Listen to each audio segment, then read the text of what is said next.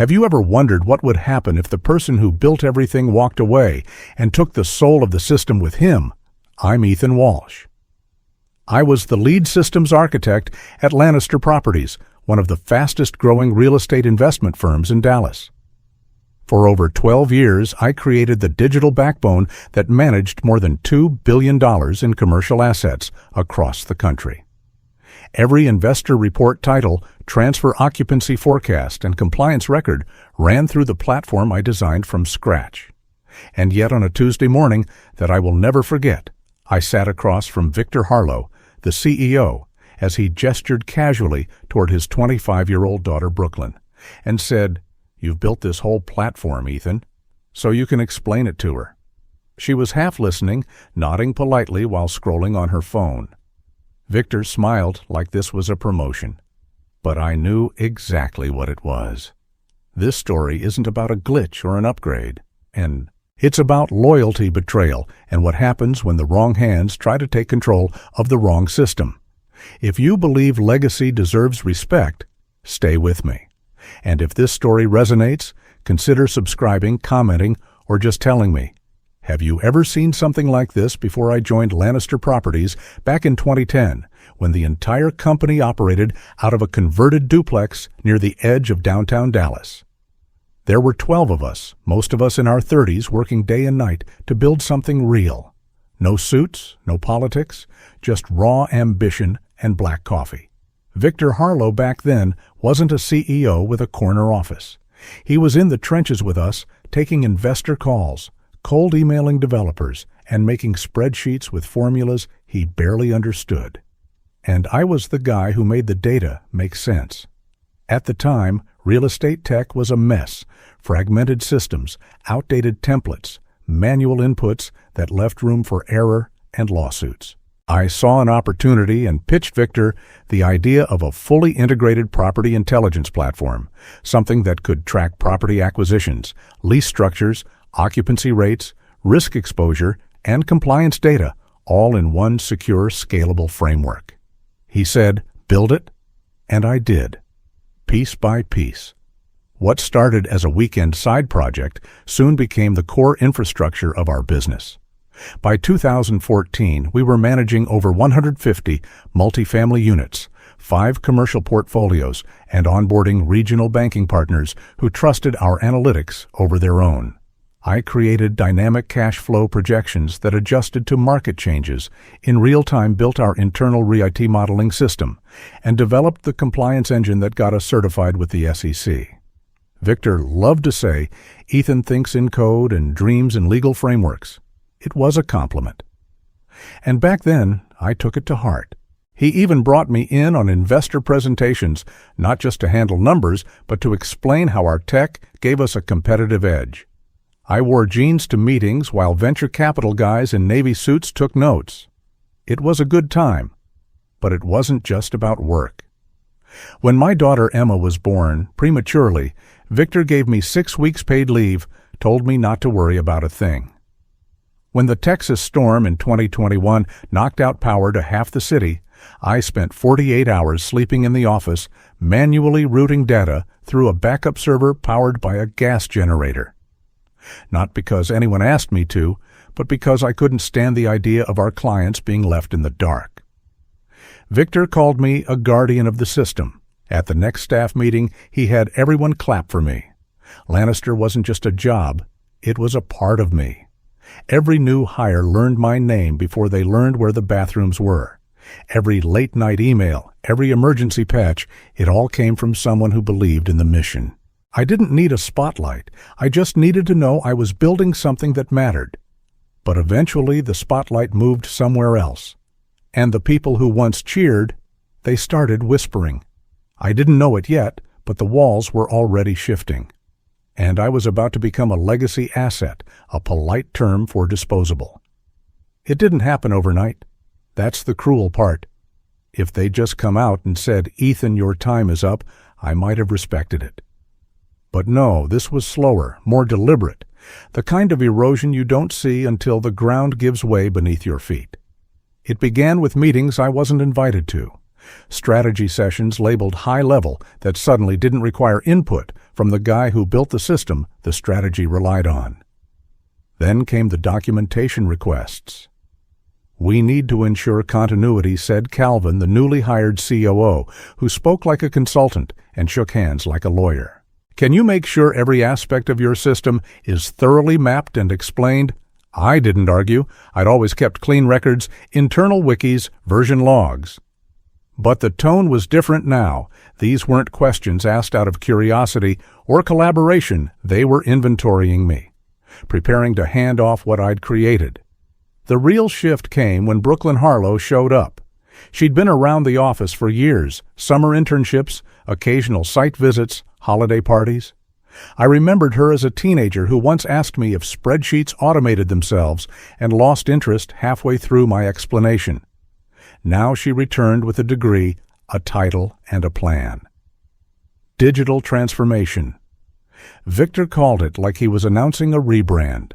She was tasked with bringing fresh energy to our systems, reimagining how we interface with data client portals and performance reports. I was asked to collaborate with her, which really meant train her. Sit beside her in weekly knowledge alignment sessions while she scrolled through pitch decks and parroted TED Talks about blockchain. She once asked me if we could replace our proprietary compliance engine with a Google form and an AI bot. I smiled and explained again that the SEC does not accept Google Forms for quarterly reporting. Victor, to his credit, tried to spin it as mentorship. "She's bright, Ethan. You've got decades of experience. Pass it on. Help her lead us into the next chapter." I nodded, but I felt something tightening in my chest, because the next chapter didn't seem to have a place for me. Brooklyn started showing up in meetings where I used to lead. Her name appeared on internal proposals I'd written. She took credit for a workflow optimization I'd implemented a year earlier. People started deferring to her. Let's check with Brooklyn. What's Brooklyn's take on this? She hadn't even been in the building 2 months. And Victor? He was distant now. No more spontaneous hallway chats, no more grabbing coffee together after morning huddles. Once I passed him in the break room, and he looked up from his phone just long enough to say, "Keep doing great things, Ethan," before walking out. Then came the shift in tone. Calvin, the COO, started sending policy memos with phrases like institutional resilience, reducing knowledge silos, and distributing operational control. I knew corporate speak when I heard it. They were laying the groundwork. They didn't want to rely on one man. They wanted to spread out the power, strip it really from the person who had it. And I could have accepted that maybe if it was about the company growing, evolving. But it wasn't. It was about replacement, not succession, not legacy, just cost-cutting in disguise. I was becoming invisible in the very structure I'd created. A relic, and every polite smile, every forced collaboration, every sudden emphasis on documentation, it all pointed in one direction. They weren't building with me anymore. They were building around me. I've always believed that systems like people leave fingerprints. Every access log, every version change, every metadata update, it all tells a story. And if you know where to look, that story starts writing itself. It was a rainy Thursday when I noticed something odd. While reviewing a server cache flush on one of our back-end reporting modules, I spotted an unfamiliar user tag embedded in the request history. Not a client, not QA, not even IT. Just a new internal credential, Barlow Admin. Brooklyn had admin-level clearance. That wasn't standard. Even junior engineers had to pass 2 internal audits before they got elevated access. Brooklyn hadn't passed anything except apparently being born with the right last name. I dug deeper, navigating through nested system logs, looking for patterns. Within an hour, I'd pieced together a disturbing timeline. For the last 6 weeks, Brooklyn had been accessing internal modules at strange hours, weekends, 2 a.m. logins, even Christmas Eve. But she wasn't working alone. The credentials for Calvin D., the new COO, were always one step ahead of hers.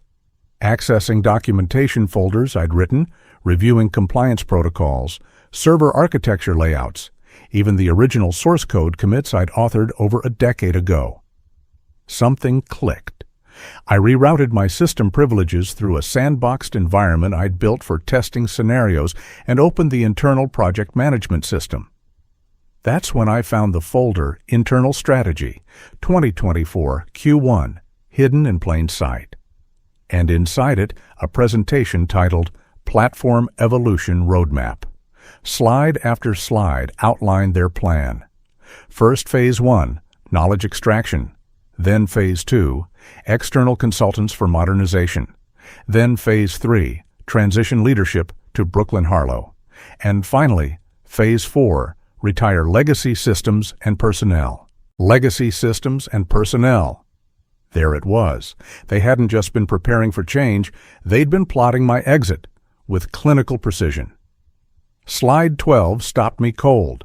Projected cost savings post-transition $190,000 annually. That was my salary, down to the dollar. I leaned back in my chair and stared at the monitor. The room around me felt smaller, like the walls were folding in. 12 years of 60 and 70-hour weeks. No security breaches, no compliance failures, no missed reports. I had built the framework that helped Lannister attract $2 billion investor assets. And now I was being erased for a line item in a budget presentation. It was never about innovation. It was about cheap. Brooklyn wasn't the future. She was a placeholder with a famous last name and a discount price tag. And the consultants they hired, I recognized the name Glidewell Partners, a third-rate digital transformation firm that had been sued twice for botched migrations in the past 3 years.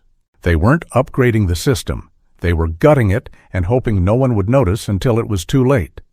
I kept scrolling through the documentation and found internal emails marked confidential. One from Calvin to the board, dated 2 months earlier, read, "With Ethan's system, knowledge documented, and new talent in place, we can reduce our dependency on high-cost legacy engineers. Brooklyn is already building rapport with investors. Optics will favor this move." Optics. I closed the file and sat in silence. They saw me as a cost, not a creator, a risk to be managed, not a foundation to be preserved. But here's the thing about real systems, especially the ones built with care: they're not just code and servers, they're relationships, dependencies, integrity checks. And if you pull the wrong thread without understanding how the pieces connect, everything falls apart. And somewhere deep in my system, buried like a secret, was something they'd never documented, never traced, never even knew existed. My next move wouldn't be loud, it wouldn't be angry, it would be precise and irreversible. The beauty of building something from scratch is that you understand every joint, every seal, every pressure point. And when you've spent over a decade maintaining it, patching it, upgrading it, protecting it, you also learn where to hide things. Quiet things. Just in case. Back in 2015, we were approached by a sovereign wealth fund looking to place nearly $400 million into a series of multifamily properties in Texas. The deal came with strings-enhanced security protocols, zero tolerance for data breaches, and 24/7 uptime. That was the year I created the Protocol 7B layer, an emergency system failsafe embedded deep inside our core infrastructure. It was never discussed in meetings, never documented in our internal wiki. It wasn't malicious, it was insurance, a silent barrier. The logic was simple: if anyone without verified biometrics and multi-factor approval tried to override administrative access to the compliance core or valuation engine, the system would interpret it as a hostile takeover. And in that case, total data protection would activate. Everything would lock down. And if tampering continued beyond 3 thresholds, it would erase itself. Not a bug, a design feature. Because in this business, the only thing worse than losing a deal is compromising the trust of the people who gave you their money. I didn't install Protocol 7B out of paranoia. I installed it because I knew someday someone might think they could outsmart the architecture. Someone who didn't understand how fragile systems really are. At the time, only I had biometric clearance, voice print keystroke cadence, and a fingerprint scan that refreshed daily. It had never triggered, never even blinked. But I'd checked it regularly, updated the parameters quietly. The system knew who it belonged to. And now that someone had arrived. Brooklyn Harlow, a junior MBA with no engineering background, full admin access, and a mandate to simplify the back end with tools she didn't even know how to spell. If she ever tried to alter the valuation core push, new access to restricted modules, or God help us delete core compliance flags, the system would see her as a threat. Not because she was malicious, but because she was ignorant. I hadn't planned on letting it activate. In fact, when I saw the transition coming, my first instinct was to quietly disable the failsafe before leaving. Walk away with dignity. Let them run it into the ground at their own pace. But that was before I found out about the Glidewell consultants. Before I read the part about my salary being the cost savings. Before I realized that everything I'd built every sleepless night, every moment I chose this company over my family, was being treated as disposable. So no, I didn't disable Protocol 7B. I strengthened it. I added a fourth trigger condition, a silent tripwire connected to a new access credential I saw being provisioned, bd.harlow, DETSECI chat admin. If that user initiated any system-wide changes without a valid voice print, the system wouldn't just protect itself. It would remove the data from every cloud instance, backup vault, and local mirror. Irrecoverable. Undetectable. By the time they noticed what had happened, there would be nothing left to restore. I didn't leave notes, I didn't leave fingerprints, but I did leave a question. What happens when you try to steal a legacy you don't understand? They were about to find out. Monday morning arrived with artificial calm. The office was quiet, the kind of quiet that comes before a storm. I arrived at 8:30 a.m., 15 minutes early, as always. Conference room C had already been set up, big TV screen on the wall, whiteboard, wiped clean printouts stacked neatly in a folder I'd labeled Knowledge Transfer Core System Overview. This wasn't a handoff, it was theater. A final act dressed up as collaboration. Brooklyn showed up 25 minutes late, Starbucks in one hand, iPhone in the other. She didn't offer an apology, just a casual traffic was brutal. This was Dallas. At 9 a.m. on a Monday, traffic was always the same. She sat across from me and unwrapped her brand new MacBook, still covered in factory plastic. So where do we start? I began with the basics. Showed her how our real estate platform tracked property-level data rent rolls, maintenance costs, forecast modeling. How investor dashboards pulled real-time analytics from our valuation engine. How every file synced automatically with compliance logs for SEC and FINRA auditing. Brooklyn nodded, typed intermittently, and asked questions like, "Wait, so this isn't all in the cloud yet?" "No," I replied, keeping my voice calm. Our infrastructure is hybrid. Moving everything to cloud storage would require federal approval and rewrite our data security agreement with institutional investors. That alone would take 12 to 18 months. "Oh," she said. "But cloud's the future, right?" "In certain contexts, yes," I said. "Not when your firm manages hundreds of millions across regulated funds." She made a note. Explore cloud options. Reduce costs. By hour 2, we had barely scratched the surface. I explained the trigger-based forecasting module, how it auto-adjusted valuations based on market volatility indexes, how the platform quarantined, flagged anomalies to protect fund performance. She blinked. "This feels complicated," she muttered. "It is," I said, "because it has to be." Then came the kicker. "I've been thinking," she said, "could we just simplify all this? Maybe run the fund through something like QuickBooks and just integrate with a blockchain API. I stared at her. I thought she was joking. She wasn't. "Brooklyn," I said carefully. "QuickBooks is designed for small business accounting. Our system runs stress-tested compliance checks against thousands of documents every month. You don't plug that into a blockchain app." She looked genuinely annoyed. Why not? Like AI is automating everything anyway. Can't we just teach it to do all the boring parts? I reminded her that I'd already built machine learning layers into our transaction routing. The system had saved Lannister nearly $4.7 million in operational costs over the last 3 years. "Oh," she said then, half smiled. "So you're saying we already use AI?" "Yes," I said, "that's what I'm saying." Around noon, she tapped her phone and said, "Gotta take a call real quick. My friend's planning this amazing launch party. Might even get a sponsor." She walked out, left the door open behind her phone on speaker.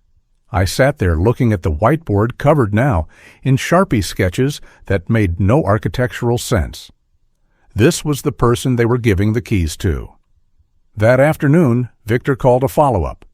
Same room, same folder. This time, Calvin joined too. Ethan Victor said gently, "Brooklyn had some concerns about this morning's session.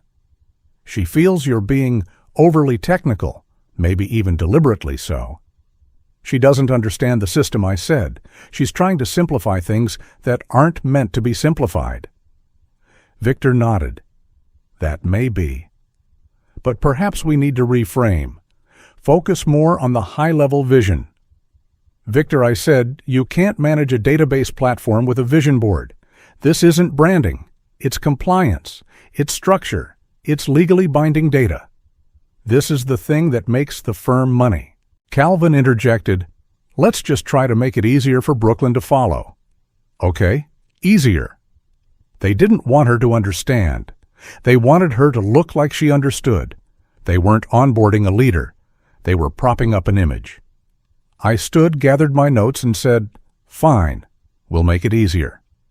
But the system didn't care about branding. It only recognized credentials. And it was about to recognize hers. The official email arrived 2 days later at 9:04 a.m., dressed in the usual corporate politeness, subject organizational transition. Final phase, implementation. Body effective immediately, Ethan Walsh will transition out of his current role as systems architect. During this period, he will be available on a limited consulting basis to support leadership continuity. Brooklyn Harlow has been appointed Head of Portfolio Innovation. No signature, no thank you. Just a title, a timestamp, and a quiet shove out the door. I sat at my desk and read the email twice. Then I checked the admin logs. Brooklyn's access had been upgraded again, full root privileges across the system, including override rights to the compliance vault and the valuation matrix. 12 years of perfect uptime. 12 years of creating a platform that could survive real estate cycles, regulatory audits, and infrastructure failures. Now handed over to someone who thought QuickBooks and blockchain could run a multi-billion-dollar investment architecture. Victor didn't stop by my office. Calvin didn't call. Brooklyn sent a Slack emoji, just a clapping hands gif. That afternoon, the company hosted a celebration of innovation in the break room. I was handed a plaque, a lukewarm cup of coffee, and a half-hearted speech about evolution. No one mentioned that I'd been quietly replaced, or that my systems were now in the hands of someone who once asked if Rate was a dating app.